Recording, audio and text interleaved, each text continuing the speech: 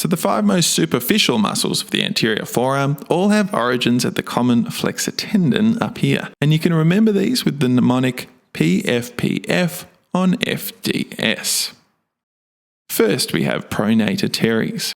It's made up by 2 heads, one here and one on the ulna. The muscle passes obliquely over the forearm, medial to lateral, and terminates in a flat tendon over the outer margin of the radius.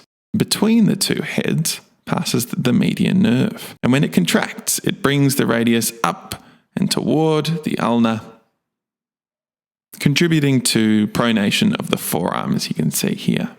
Next, we have Flexocarpi radialis. Its muscular belly converges into a long tendon that inserts on the base of the first and second metacarpals, and its action is of flexion and abduction of the wrist.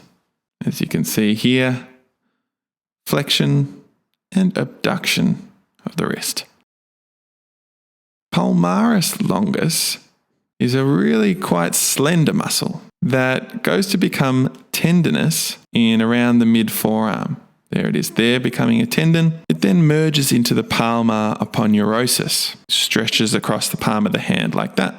And if we observe its action, solely of flexion of the wrist. Flexocarpi ulnaris is the most medial of the superficial forearm flexors. It arises by 2 heads, humeral and ulnar as well. And the fibers terminate in a tendon which inserts onto the pisiform bone, that little one there, the hook of the hamate bone, which is another one of the carpal bones just behind the pisiform, and the base of the 5th metacarpal. And as you can see, it performs flexion and adduction of the wrist. All of these muscles that we've just mentioned, PFPF, are supplied by the ulnar artery. The pronator teres is also supplied by the radial artery, but all the muscles in PFPF, they're all supplied by the ulnar artery. Okay, so removing all them, let's move on to FDS. Remember, PFPF on FDS. I'm going to say that a million times. Now, here's Flexor Digitorum superficialis. It's the largest of the superficial muscles, and it arises by 2 heads again. So the humero-ulnar head ascends from the common tendon, the common flexor tendon, and the radial head arises from the anterior radial border. The action is, of course, flexion of the digits. As you can see, the tendons separate out and insert on the base of the phalanx of the 2nd to 5th digits. Let's move now to the deep flexor compartment of the anterior forearm.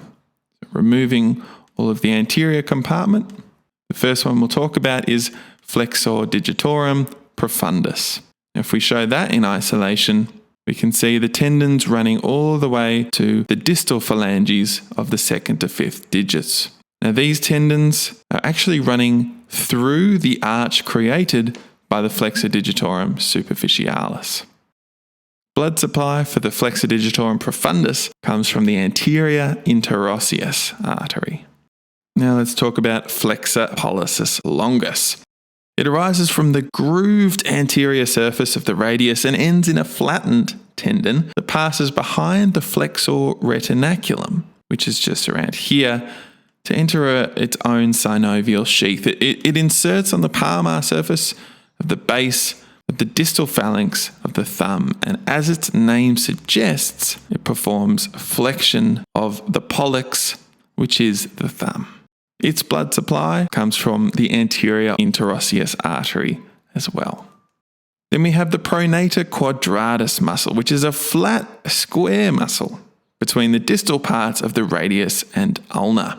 And when it contracts, it, like the Pronator teres, pulls the radius towards and over the ulna, providing pronation of the forearm and wrist. Its blood supply comes from the anterior interosseous artery as well.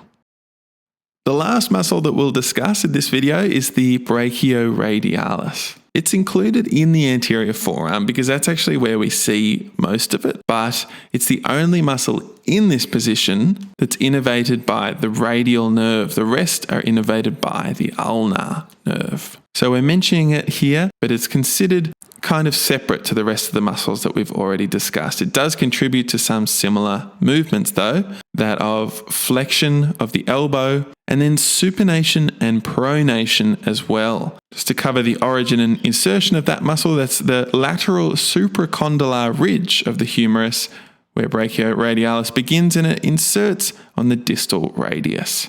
Its blood supply comes from the radial recurrent artery. Thanks for watching. Make sure you hit subscribe and I'll see you next time.